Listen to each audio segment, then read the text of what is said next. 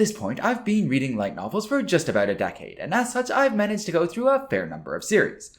Whether this experience comes with wisdom is an open question, but regardless, to celebrate this milestone, I'll be tiering every light novel series I've read in the past 10 years, and putting my trash taste on full display. My logic behind the tiering will be as follows. S tier. These are my absolute favorites. I think about them outside of when I'm actively reading them, and I frequent forums to discuss these series. If a new volume drops, I'll be reading it the same day. A tier. These are all solid series, and while I'm not obsessed with them, the same way I am with anything on the S tier, I find all of them to be both enjoyable and memorable. B tier. These series are all the ones I've enjoyed, but wouldn't necessarily be the ones I'd put forward if someone asked for recommendations. This is more or less the cutoff point for series I plan to continue reading. C tier. I don't regret reading any of these series, and I found them generally entertaining, but I have no plans to continue reading them. D tier. I managed to forget that I read most of the series in this tier.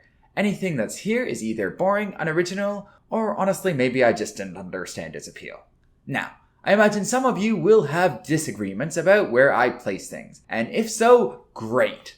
Leave me a comment down below and drive some engagement for this video. Now, let's get started. 86. 86 conveys the horrors of wars painfully well, but manages to balance it out with moments of hope and humor. The characters are written really well and easy to get attached to, which, given the constant risk of death they face, makes the books hard to put down. That, along with its epic mecha fights and well-written romance, earns 86 its place in the A tier. A Cave King's Road to Paradise. The gist of this story is that a prince gets exiled to an island and uses his magical ability to play Minecraft and befriend monsters. An interesting premise, but alas, all the characters are pretty boring, the protagonist becomes overpowered almost immediately, and the whole setting up a monster village plot point feels like it's ripped straight from So I'm a Slime, So What. As such, D tier. Altina the Sword Princess. I'm continually searching for fantasy light novels that aren't isekai, and aren't video game adjacent. As such, a story about a tactician in a fantasy version of Napoleonic-era France is an instant win for me. The matches of wit this story centers around, both on the battlefield and in the court, are well executed and highly entertaining. Easy A tier from me. Amagi Brilliant Park. Speaking of novel fantasy stories, saving a theme park run by a host of fantasy creatures from bankruptcy definitely takes the cake for originality. Amagi Brilliant Park is creative and hilarious. I never got too invested in the plot though, so it ends up in B tier. An Archdemon's Dilemma. How to Love Your Elf Bride.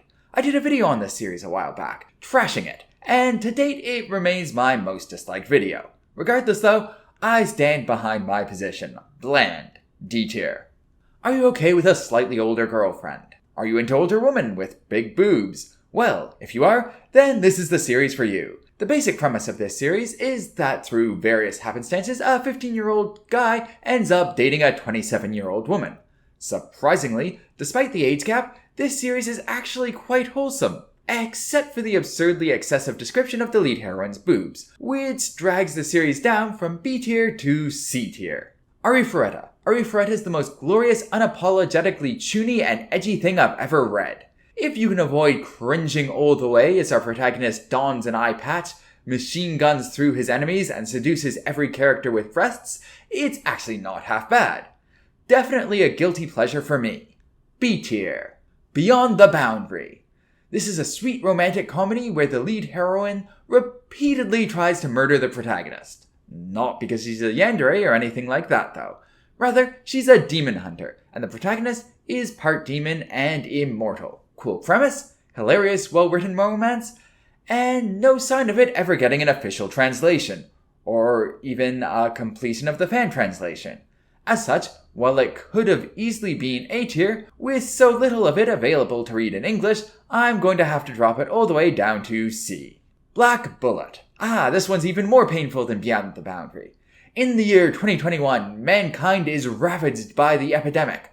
Not boring COVID though, but rather Gastrea, a parasitic virus that turns people into giant insects and other monsters. The heroes fighting Gastrea are pairs composed of little girls with superpowers and their older partners who act as minders. I was really enjoying this twist on the zombie apocalypse genre, right up until I got to the end of the 7th volume, and found out that the author had stopped writing the series. Apparently, he got completely burnt out from harassment he received when the anime was released. As such, it gets C tier for lacking an ending.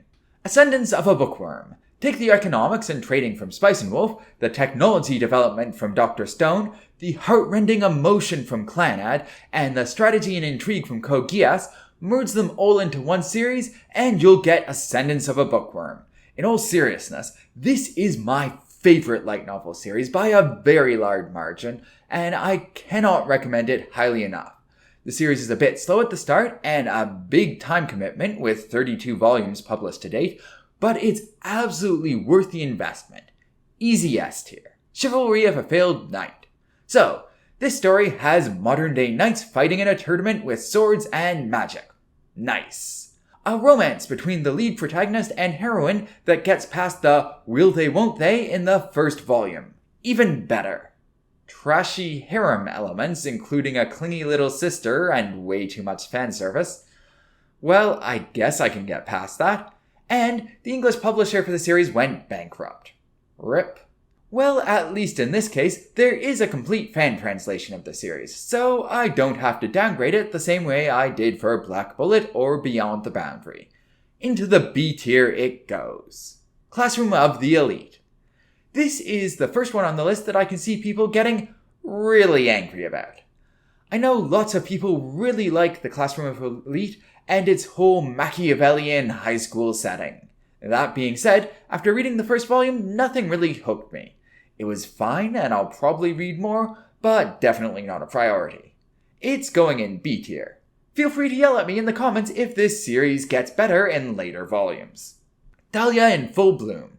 Dahlia is an isekai where our protagonist is reborn as the daughter of a magical toolmaker. To start the story, her father has recently died, and her fiancé dumps her, but not to worry. She soon finds a handsome hunk of a knight as her new beau, and she's so very competent at her job making magical tools that no setbacks will keep her down.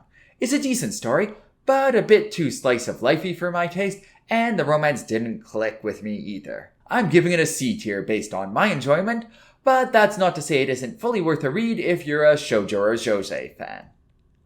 Devil is a Part-Timer.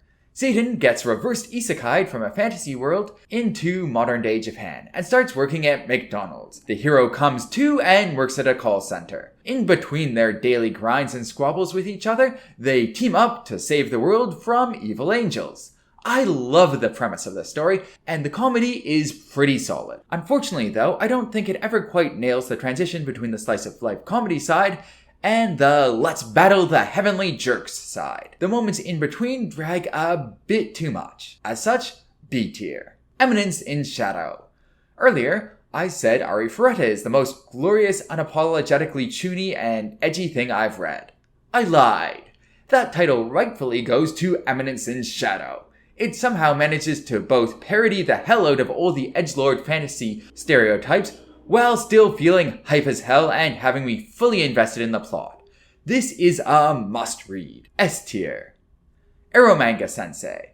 Eromanga Sensei is a story about a light novel author and illustrator that gives deep insights into the light novel industry, sort of like what Bakuman did for manga, except with one small catch. The illustrator and author are siblings, and incest looks like it could be a real possibility. Don't worry though, the little sister isn't the only romantic option. The personality of cardboard protagonist somehow manages to form a harem, and only some of the heroines are lollies. Yeah, Eromanga is pretty trashy, but it was entertaining, so C tier. Fate Apocrypha. Fate Apocrypha has the same general plotline as most Fate stories. A bunch of mages summon historic heroes to battle for control of a magic wish-granting device called the Holy Grail. The twist for Apocrypha, specifically, is that there's two teams instead of being a battle royale. Generally, the story is weaker than both the original Fate Stay Night and Fate Zero, but if you're a fan of the series, it's a worthwhile addition. B tier. Goblin Slayer. A man kills goblins. The end. Okay, I'll go into a bit more detail. Broadly, the story is what would happen if you're playing D&D. The DM decided the only enemies you were ever going to fight were goblins, and invested way too much time in coming up with creative scenarios involving them. It's actually quite entertaining, with one small caveat. There's a scene with sexual violence near the start of the story, which will be triggering for some people. B tier, and also reader beware. Grimgar of Fantasy and Ash.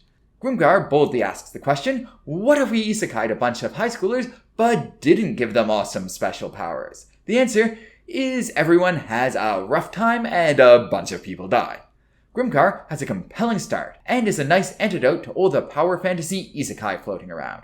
Unfortunately, after a certain point, the story starts to meander with no clear direction. While I'd give the start of Grimgar at least an A tier, I have to put the whole series in the C tier. Infinite Denvergram. Infinite Denvergram features a uni student playing a VR MMO. No stuck in the video game or other isekai elements here though. The main thing that adds to the stakes is that NPCs can die in this game. And the NPCs essentially seem to be humans. I like this concept, but I don't feel like the story ever capitalized on it enough to get me fully invested in the plot. C tier. Irregular at Magical High School. This story takes the protagonist with the weakest ability is secretly the strongest trope, and sets it in a magical school in a futuristic version of Japan.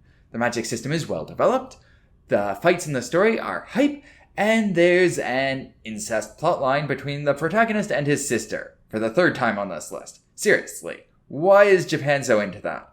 Regardless, B tier.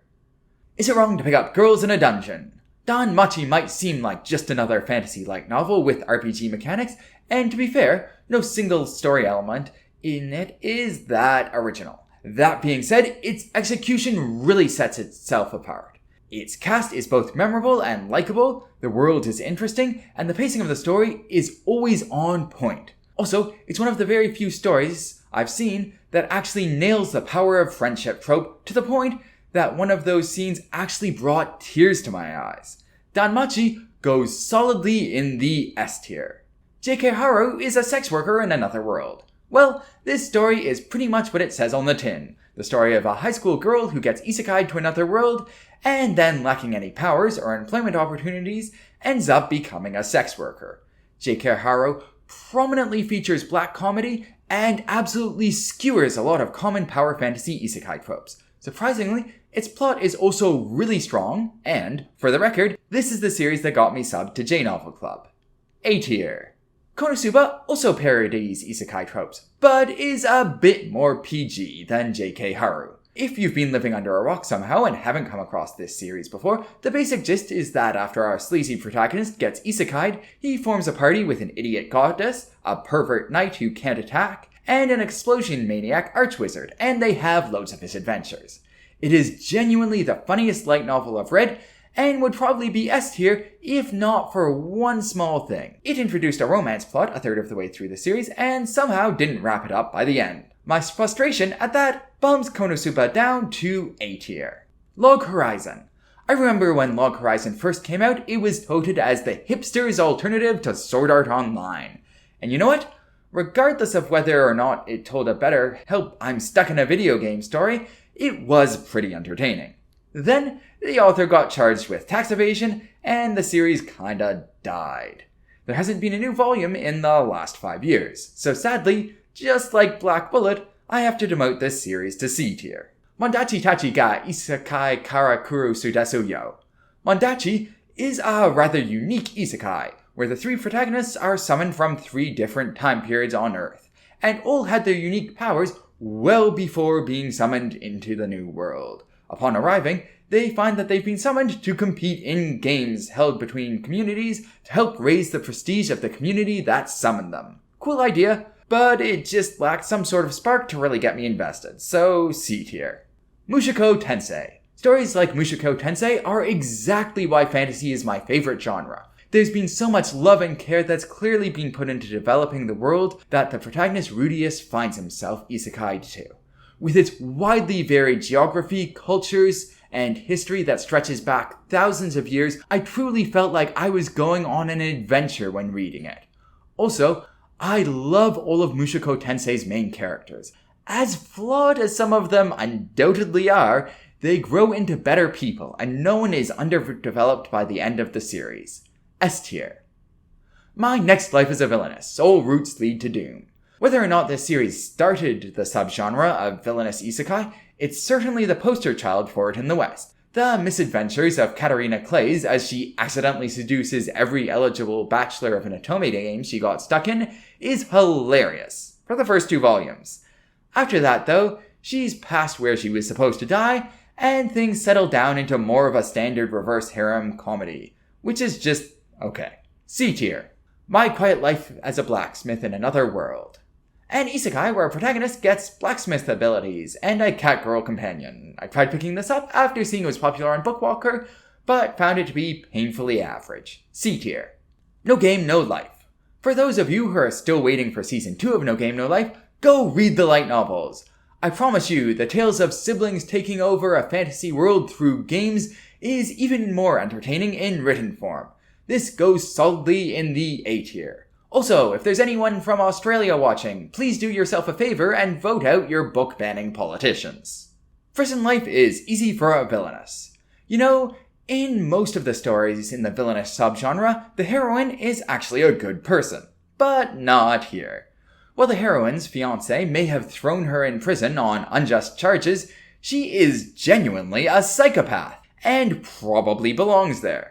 This whole story is more or less just watching the heroine troll the ever-living daylights of everyone responsible for jailing her, which is pretty funny. Unfortunately, the story is marred somewhat by the fact that her victims are not just idiots, but have less intelligence than your average rock. Dumb to the point that it strains your credulity. C tier. Reborn to master the blade from Hero King to Extraordinary Squire. The protagonist of this story was the legendary hero Inglis, who ruled a great kingdom, but regretted that all that ruling got in the way of just being able to do more sword fighting. So, when he meets a goddess on his deathbed, he wishes to just focus on mastering the blade in his next life, and Inglis more or less gets his wish. With the small caveat that in his next life, he is reborn as a she. It's not a bad story per se, but Inglis has the same personality as every shonen action hero ever. She likes eating and fighting, and the characterization ends there. Also, she is a tad too overpowered. C tier. Reign of the Seven Spellblades. This is pretty much Harry Potter if the professors drop any pretense of being concerned for their students' safety. Fencing was the most important part of the curriculum, and there were Lovecraftian horrors trying to invade the world. So, really not all that similar to Harry Potter, other than the welcome to magical school part. I like the dark tone, the characters are well fleshed out, and I will never not enjoy magic-infused sword fights. A tier. ReZero. So, if you thought Grimgar was cruel for throwing its protagonists into a fantasy world with no powers, I would argue ReZero is even crueler by doing more or less the same thing, but also mandating the protagonist must win, and forcing him to loop through attempts until he does. No dying in peace for this man. Schadenfreude is a thing, so ReZero gets A tier. Rising of the Shield Hero. Hey, another isekai that decided to start with cruelty. Let's throw our protagonist into a fantasy world, but lock him into a class that can't attack. Oh, and have him falsely accused of rape right at the start of the story. That being said, whereas ReZero and Grimgar stick with the weak protagonist premise, Shield Hero eventually abandons it, along with the idea that the main character and his relationships should develop. The beginning is amazing, and the rest is fine, putting Shield Hero in B tier. Raka no Yusha. Raka no Yusha is Among Us before Among Us was popular. We have our group of legendary heroes who assemble to defeat the Demon King. But wait, there were only supposed to be 6 heroes, and 7 show up. Someone is an imposter. The story definitely mixes elements of both mystery and action fantasy genres together, and I love it. To the A tier it goes. Also, please read it, it's seriously underrated. Saga of Tanya the Evil. This is my favorite magical girl story. One where our heroine is a complete sociopath fighting for not Germany in an unholy merger of World War I and World War II with magic. If you want to watch the machinations of a Machiavellian lolly as she plans out logistics, strategy, and then flies off to commit war crimes, then Saga of Tanya the Evil is for you. Tanya gets A tier. So I'm a spider, so what? A spider monologues her way along from being the weakest creature in a dungeon into a literal goddess. Awesome fights, hilarious monologues, 10 out of 10 would worship. Oh, and I guess there are also some humans who get isekai'd as well, but forget about them and focus on our great lady Kumiko. S tier. Spice and Wolf.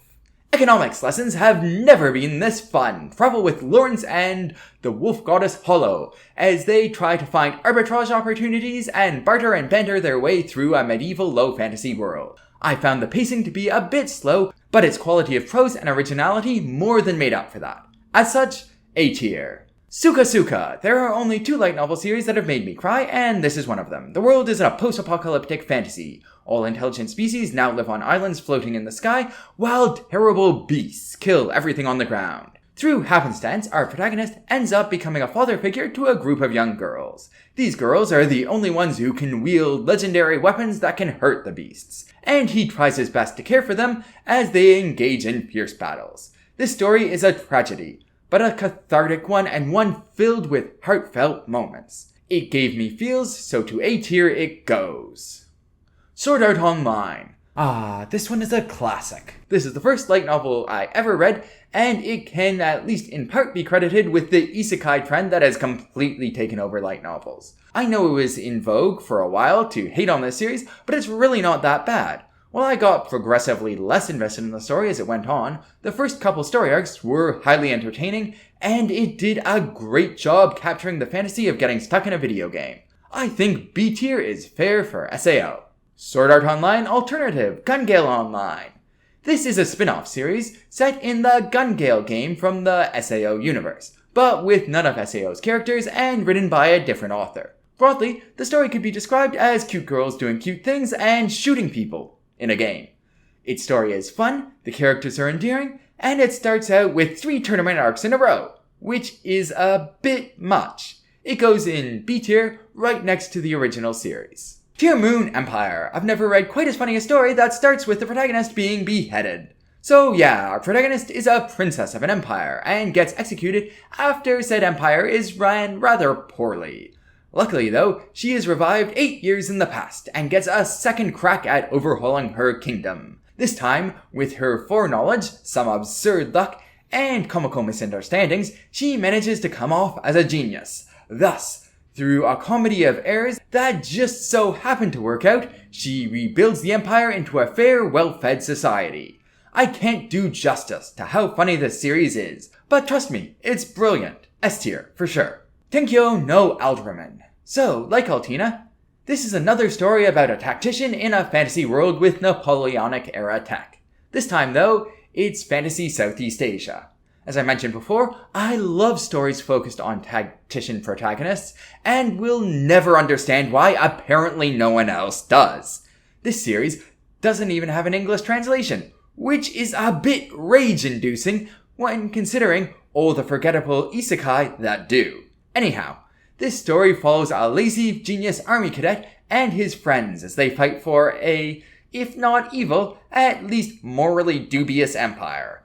I appreciated the moral ambiguity in this story, but there's also not a shortage of big brain plays to keep even those with the shortest of attention spans entertained. Ultraman gets an A. That time I got reincarnated as a slime. A man gets reincarnated as a slime, you know, the weakest monster in any video game, and becomes OP anyways because he's an isekai protagonist. The focus then switches to watching the slime play Civilization and grow a great monster nation, with the odd Demon Lord attack, because again, this is an isekai. I found Slime to be quite charming and wholesome. A tier for the great Slime Lord. The Apothecarys Diary. So this is probably a great story, but I am definitely not in the target demographic. In Apothecarys Diary, our heroine gets kidnapped from her pharmacy in the red light district of a feudal, not Chinese city, and is sold to work as a maid for the harem of the imperial court. Due to her knowledge of potions and poisons, she ends up catching the eye of the head eunuch, and assisting him in solving various mysteries around the Imperial Palace. It would be a cool story, if not for the fact the mysteries generally take a back seat to frequent, repetitive descriptions of just how beautiful the head eunuch is, along with hints that, gasp, maybe he does actually have a dick.